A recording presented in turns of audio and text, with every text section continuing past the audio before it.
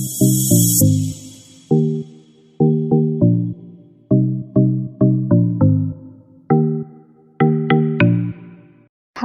Welcome back to Travancore gardens. ഞാൻ അഞ്ജന കൃഷ്ണൻ. ഇന്ന് കുറച്ച് റോസ് അപ്ഡേഷനായിട്ടാണ് വന്നേക്കുന്നത്. കുറച്ച് റോസസ് ഇപ്പോൾ സ്റ്റോക്ക് ഉണ്ട്. ടൈഗർ റോസിൻ്റെ സ്റ്റോക്ക് ഇപ്പോൾ ഉണ്ട്. കുറച്ച് പേർക്ക് തരാനുള്ള പ്ലാന്റ്സ് അവൈലബിൾ ആണ്. ഇപ്പോൾ ടൈഗർ റോസ് ഒക്കെ എന്ന് പറയുമ്പോൾ ഒരു ഡബിൾ ഷെയ്ഡഡ് റോസാണ്. ഇതിപ്പോൾ ഓരോ ടൈമിലും ഓരോ ഇതിലായിട്ടാണ് വിരിയുന്നത്. ചിലപ്പോൾ വൈറ്റ് കൂടുതലായിരിക്കും, ചിലപ്പോൾ പിങ്ക് കൂടുതലായിരിക്കും, അങ്ങനെ.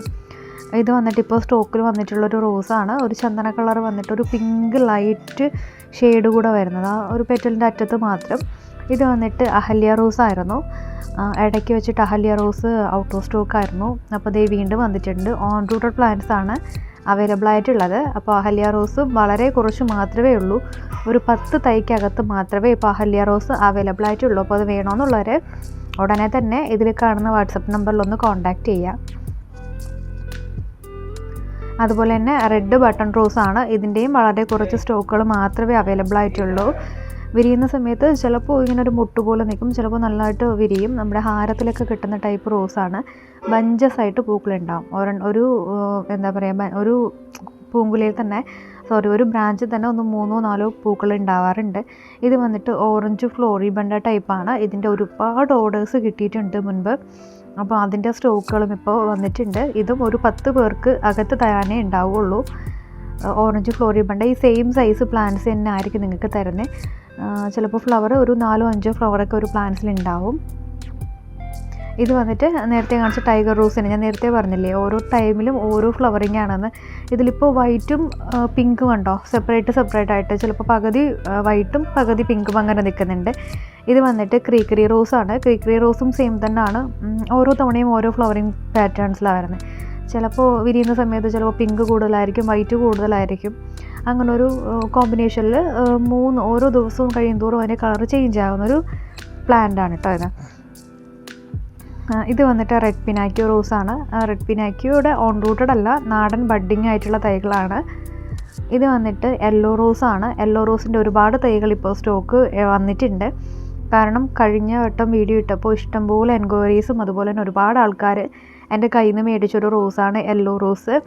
അപ്പോൾ ആവശ്യക്കാരുള്ളത് കൊണ്ട് ഇതിൻ്റെ സ്റ്റോക്ക് വീണ്ടും എത്തിയിട്ടുണ്ട് യെല്ലോ റോസിൻ്റെ. അപ്പോൾ വേണമെന്നുള്ളവരൊന്ന് കോൺടാക്റ്റ് ചെയ്യട്ടെ. ഇതുപോലെ ബഞ്ചസ് ആയിട്ട് പൂക്കുന്ന യെല്ലോയുടെ തൈകളാണ്, മിനിയേച്ചർ യെല്ലോയുടെ തൈകളാണ് ഇപ്പോൾ അവൈലബിൾ ആയിട്ടുള്ളത്. നാടനല്ല, ഇത് നാടൻ ബഡ്ഡിങ് തൈകളാണ് കേട്ടോ ഉള്ളത്. ഇതുപോലെ തന്നെ ഫുൾ ഫ്ലവറിങ് ആയിട്ടുള്ള പ്ലാന്റ്സ് ആയിരിക്കും നിങ്ങൾക്ക് തരുന്ന. ബഡോ അല്ലാന്നുണ്ടെങ്കിൽ ഫ്ലവറോ ഉള്ള പ്ലാന്റ്സ് ആയിരിക്കും നിങ്ങൾക്ക് തരുന്നത്.